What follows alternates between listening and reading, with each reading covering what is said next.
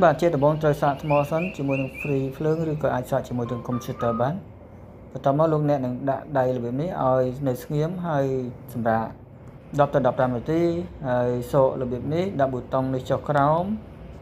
ដៃចុចលើប៊ូតុងថ្នមហើយនឹងវាឡើងសម្ពាធពីលេខហ្នឹងរហូតដល់លេខធំហើយនឹងធ្លាក់ចុះមកវិញហើយនេះជាលទ្ធផល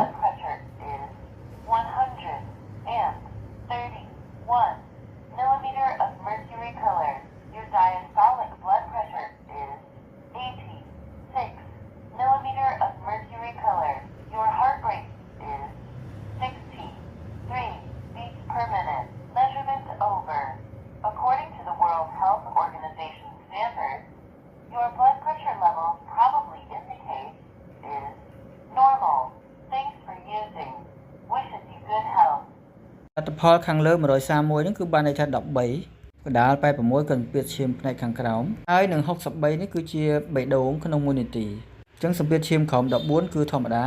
ជាទូទៅ11 11កន្លះរហូតដល់13ជាងហ្នឹងហើយបេះដូងចន្លោះពី60ទៅ90ក្នុង1នាទីសូមអរគុណអតិថិជនទាំងអស់គ្នាសូមជូនពរសុខភាពល្អបាទ